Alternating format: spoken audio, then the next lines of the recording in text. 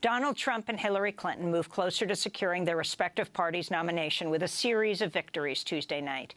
In the Republican race, Trump won Illinois, North Carolina, and Florida, where his commanding victory pushed Florida Senator Marco Rubio out of the race. Trump also has a narrow lead over Senator Ted Cruz in Missouri. Trump's one loss was in the key winner-take-all state of Ohio, where Ohio Governor John Kasich earned his first victory of the race. In order to secure the Republican nomination, Trump now has to win 54% of the roughly 1,100 delegates still up for grabs. During his victory speech at Mar-a-Lago Resort in Palm Beach, Florida, Trump pointed to the influence last year's attacks on Paris had on his campaign. So we started, and something happened called Paris. Paris happened, and Paris was a disaster. There've been many disasters, but it was Paris. And then we had a case in Los Angeles where it was in California where the 14 young people were killed, and it just goes on and on and on. And what happened with me is this whole run took on a whole new meaning. Not just borders, not just good trade deals, and we're going to make the best trade deals you've ever seen. We've got such endorsements from Carl Icahn and the smartest people in business. And these people are going to be negotiating our deals, and they're the best in the world. We have the best business people in the world. They're going to know we're going to have such great deals. We're going to do so good with trade. We're going to do so good on the border. But it took on a whole new meaning. And the meaning was very simple. We need protection in our country, and that's going to happen. Earlier in the evening, Ohio Governor John Kasich addressed a crowd of supporters in Ohio after winning his home state. Now, I want you to know the campaign goes on, and I also want you to know that it's been my intention to make you proud. It's been my intention to have young people all across this country watch somebody enter into politics, even though I labored in obscurity for so long, people counting me out, people in Ohio saying, why don't they ever call on him, okay? We get all that. But we put one foot in front of the other, and I want to remind you again tonight that I will not take the low road to the highest office in the land. We've got one more trip around Ohio this coming fall where we will beat Hillary Clinton, and I will become the President of the United States.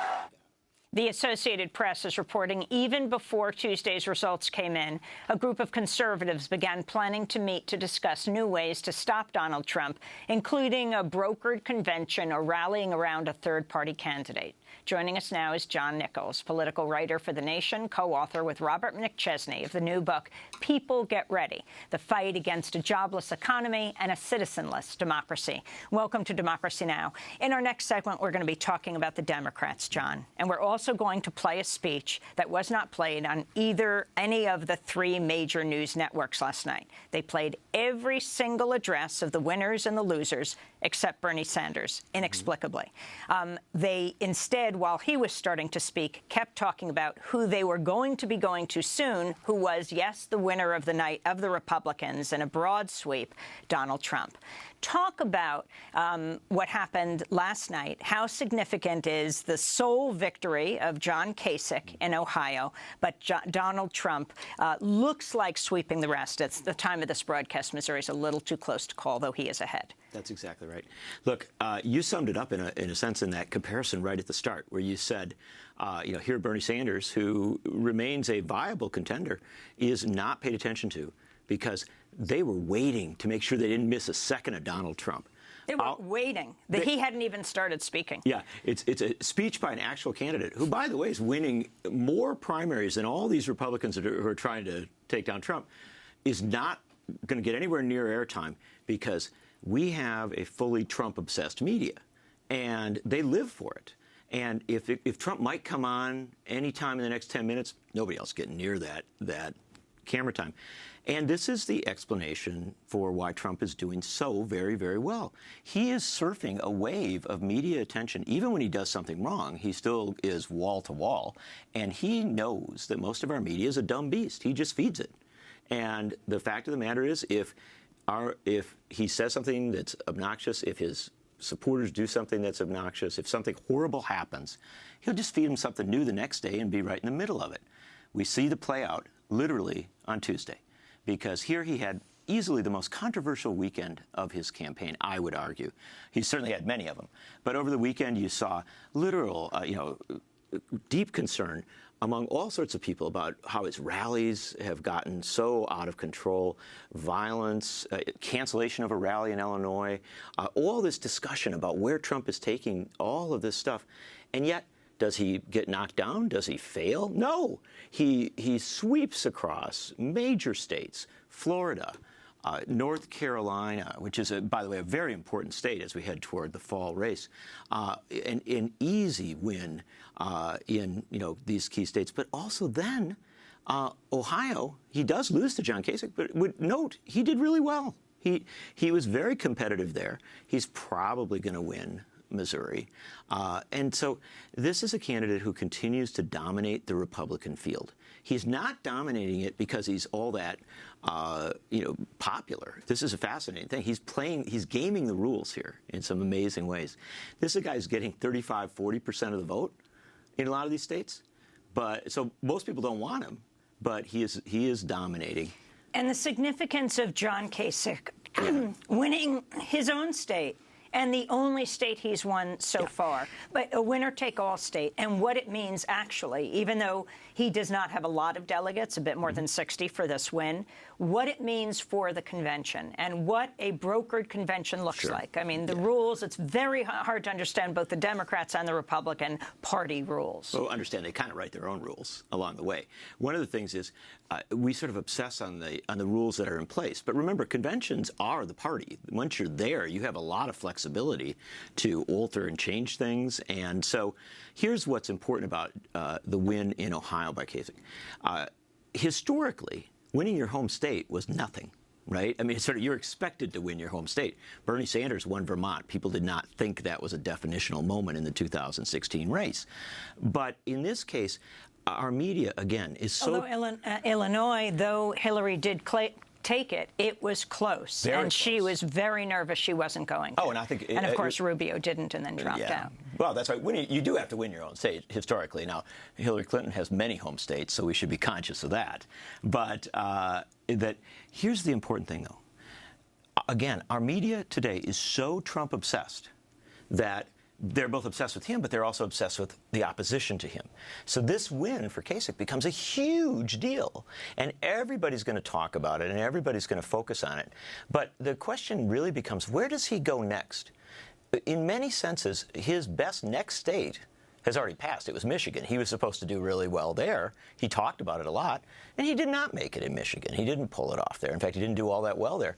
And as he heads out on the trail, the reality, Amy, is that it's very unlikely that Kasich's the likely alternative. The likely alternative is Cruz. Now, the problem for the Republican establishment, and frankly for a lot of the media that covers it, is that they know that Cruz is in many ways as unpopular or more unpopular than Trump. Why is he unpopular? People don't like him. I mean, I'm not, I don't know the guy that well. I've covered him quite a bit. But there's an awfully lot of evidence that he just doesn't rub people the right way. And in politics, that's sort of a part of the game. What about... I should say also, he is a very doctrinaire player, and I think we should go beyond personalities. That's silly in some senses. His willingness to shut down the government, his willingness to go to extremes, I think unsettles even some conservatives. What about a man from your own state, from Wisconsin, Paul Ryan? CNBC headline, Paul Ryan won't categorically rule out accepting GOP nomination. Though he didn't run, he's declined to rule out accepting if a deadlocked party convention turns to him this summer. He will be chairing the Republican convention, would become a leading prospect if delegates decided to turn to someone outside the current field. Oh, yeah, he is the leading prospect. There's no doubt of that. The immediate former vice presidential candidate, the guy that they all think is their sort of young favorite. But more than that, this is an interesting thing, not talked about much. He's headed the trust that the RNC sets up to raise money in anticipation of the November race for president. So he's been out literally raising money supposedly to give over to the candidate. He has better contacts with all the financiers of the Republican Party than anybody else. So he's a very logical establishment pick. But here's the problem. I mean, the notion of imposing a candidate, if Trump comes in there with, you know, an overwhelming plurality of the delegates, that's really messy stuff. You look at a Trump rally now, and you think the floor of the Republican National Convention is going to be a calm place in that circumstance. You're imposing somebody. I think I've been around Paul Ryan a lot. I've covered him in a lot of settings. I think he's a wise enough man to know he could only do that in a deal with Trump, not forcing it. And that's one of the interesting things. This last week or so, he's been on the phone with Trump quite a bit. Trump talks about it all the time. And we should understand, above all, Paul Ryan is the #1 enabler of Donald Trump. He is the leading figure in Congress, much more than McConnell. He's the camera time guy. He's the guy, the immediate former candidate for vice president, their key man on economics. At a number of points, he's had a chance to call out Trump. He mildly rebukes Trump on some of the worst stuff, but then they always ask him, well, would you support Trump if he's the nominee? Of course I would. So, John Nichols, we're going to break, and then we're going to come back to this discussion, but we're going to look at the other side of the aisle, at the Democrats. Though, you know, these days it looks like aisles weave around a bit, that Republican-Democratic lines, they sometimes get blurred. John Nichols is a political writer for The Nation, co-author with Robert McChesney of the new book, People Get Ready, the fight against a jobless economy and a citizenless democracy. This is Democracy Now! Back in a minute.